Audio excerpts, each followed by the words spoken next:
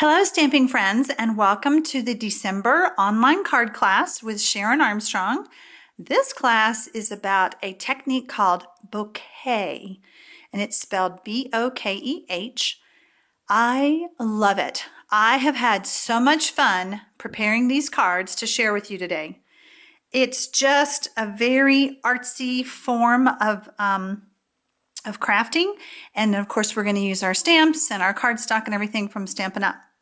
The stamp set that I asked you to purchase was the Another Thank You, and I had such high hopes for this huge stamp because I love it, but I'm going to show you how it didn't work so well with this technique. Made me sad. We're going to be using some watercolor paper from Stampin' Up! This is a sheet that's like 6 inches by 9 inches, and there are 5 sheets in here. The idea behind this big pack is that you would cut it to sizes to fit on your cards, not expected to use the whole page. So I'm going to show you some of the other cards that I did, and I'm going to point out a few things. I started adding the spots, which I'll be showing you how to do, and then I decided, I want to go back and add some more.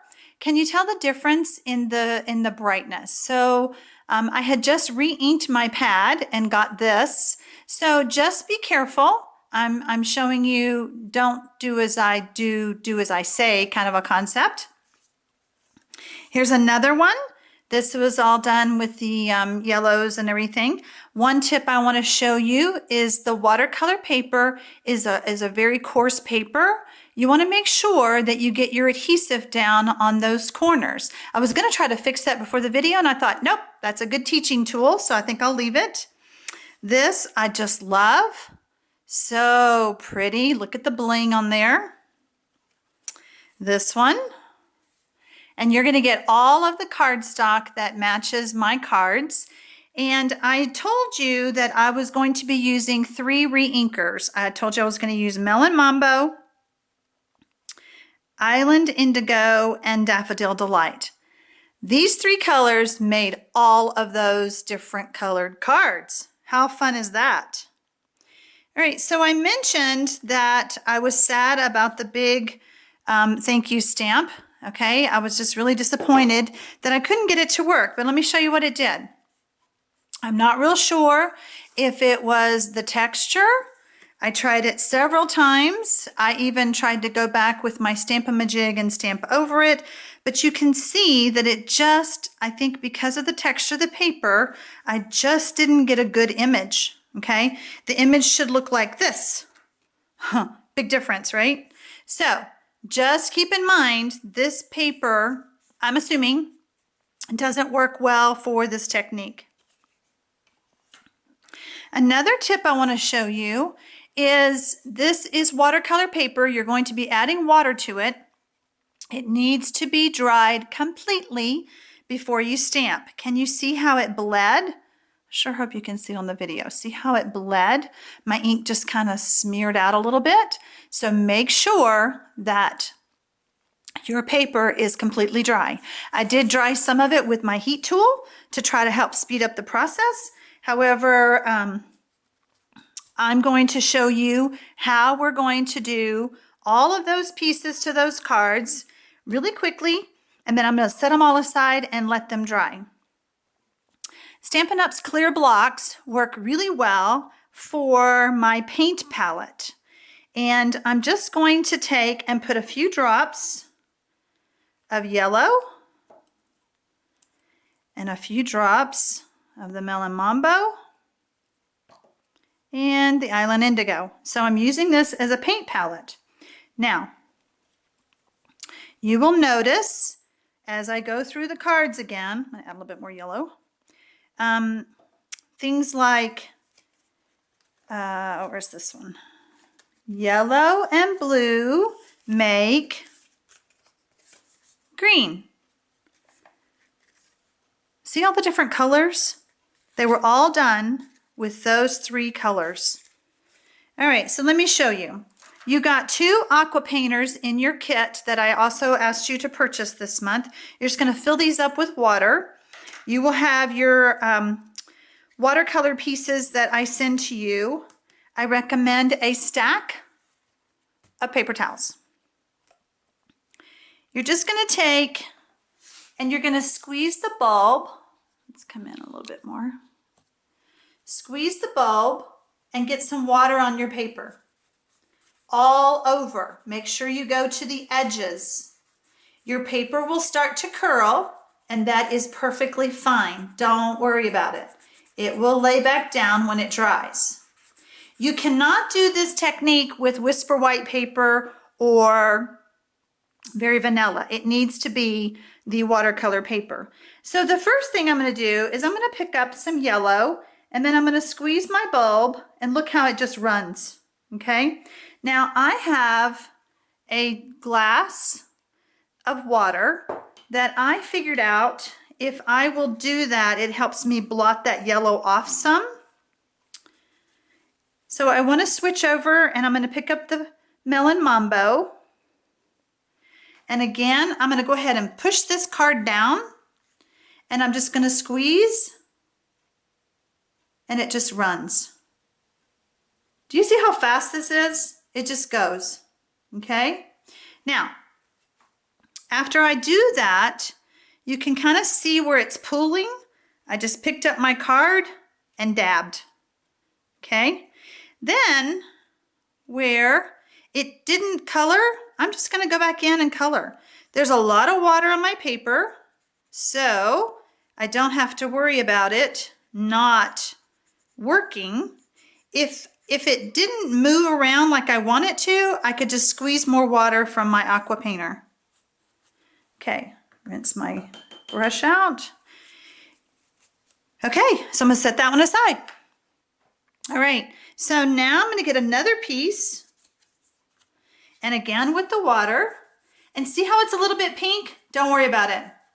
It, what do you call it, dilutes so well, and if I have a little bit of pink in there, it just adds to my background colors.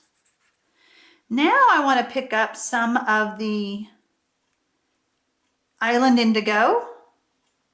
Oh, look how pretty. Look how pretty. Look at it run. And I like having darker colors too. I'm going to pick up my other one, and I'm going to get some of the yellow. Oh, I just love it. This is the funnest background that I've done in a long time. Love it. Absolutely love it. So I'm just squeezing, squeezing, squeezing my bulb and filling in those spaces. If I want to go back over and get a little bit of the blue, I can. So we're being very artistic with this class. This is a very, very easy card to make. And see, there I go again with my pooling. I'm going to go ahead and take it to the edge and then dab. Make sure I got all my edges. And then dab. I'm going to dab this side, lay this back down. Oh, and by the way, if I touch it, it's okay. I just kind of go back. Now, you will end up with stained fingers. True stamper there. So, but just make sure you go all the way to the edge whenever you're doing this. Okay, so now we're going to go for another color. The Island Indigo is a very deep pigment, I guess, and so you want to make sure that you rinse your brush. All right, so I wanted you to see how I have my three colors here, and what happened when I was playing is that these two colors started bleeding together. My Melon Mambo and my, whoops, I forgot to wet my paper. My Melon Mambo and my Island Indigo started going together, and guess what color it made? Purple. Loved it. So I wanted to show you how that looks. Your cards are going to look totally different.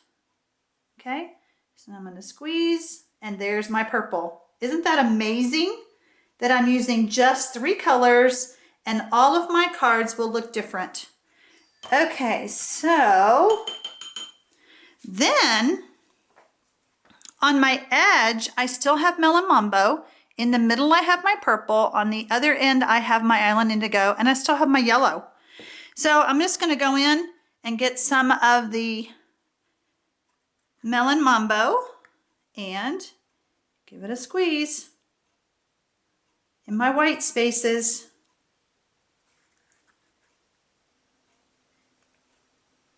So it kind of looks like tie-dyed at this stage. All right, so I think you get the gist of what to do. You're going to wet your paper first, then you're going to pick up your re-inkers, then you're going to squeeze and get ink everywhere. I'll come back in with a little bit more purple. And I love giving it a darker effect in some places. And when this dries, it's going to dry lighter. So keep that in mind too. All right, so now we're going to set all of this aside. Okay, let's get to the next part. The next part is I am sending you a piece of transparency that's going to have holes punched out. I actually used the circle framelits from Stampin' Up! To give you different sizes of holes. Once your card is completely dry, remember we talked about that, then you're ready to do some stamping. Now, I suggested that you have a StazOn or the Memento ink. Just make sure that they're well inked. Your photopolymer stamps are going to stain. There's just no way around it. So just don't stress about that. I want to ink this up really, really good. I want to have a juicy stamp pad. That's a technical term for lots of ink. And then I'm just going to stamp. Oh, I like to stamp on. When I'm using the photopolymer, I like to stamp on the paper piercing mat. Let's just touch that to the pad again. And then I'm going to come over here to the side this time, a little bit different look. You can stamp wherever you want. Okay. So once you've stamped in the black, it dries pretty quick, so you don't have to worry too much about that. You also needed to have a StazOn ink pad. Now the StazOn white, whoa, that's the wrong color. Don't do that. I almost ruined my pad. Has a re-inker. The white ink does not last. You need to re-ink it every time you're going to use the pad. And for this process, I just decided to just put my ink mostly in the middle. And then mine comes with a little spatula thing, so just kind of mush that into the pad. Okay. All right. So you could use a sponge. I'm going to be using a dauber just because I liked that technique, but a sponge works the same way. You're going to take your template and you're going to just place it over your stamped image and on your card, and then you're just going to dab and rub that ink on. So the term bokeh is actually from photography, and here lately I've been taking lots of pictures of Christmas lights, Christmas tree lights, and noticed that lights don't like to have their picture taken. They don't come out like they do when you're looking at them. But that effect is called bokeh. It's kind of a blurry look. So I guess I was being trendy with my Christmas tree pictures. I just didn't realize it. As I'm using this template, you will see that I've chosen to just leave it here and use the circles as they are. And then you can kind of pick it up and move it around.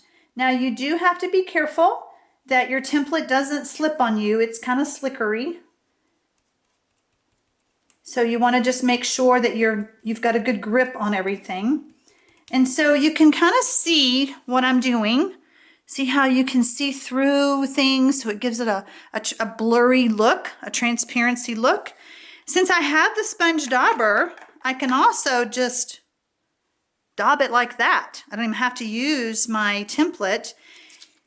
Once you use this template, yours will be stained like mine. That's a good thing, because that's the only way you're going to find it on your desk anymore.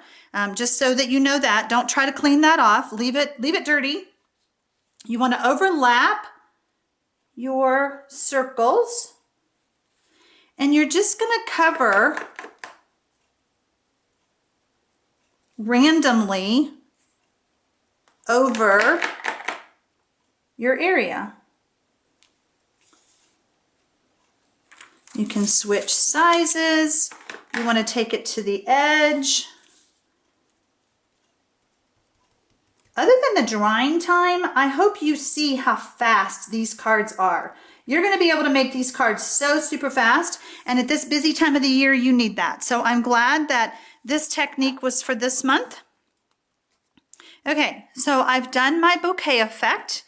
Then you're also going to get pieces of rhinestones and pearls in your kit from me this month. And so you'll just take those, and I use my snips that are closed. I'm just going to go in underneath. Whoops. And then you're just going to put them, you'll put 3 to 4, depending on the sizes of the rhinestones, all over your card. Okay, so yours are going to look so different than mine. I would love to see the pictures of yours, because the way you color, let's just put this one over here. The way you color is going to look totally different than mine. Okay, so there you have it. Then, like I said, you will receive colored cardstock, and you will be matting it on your colored cardstock pieces. I hope you enjoyed this class. I really appreciate you, and I look forward to seeing you in the next class.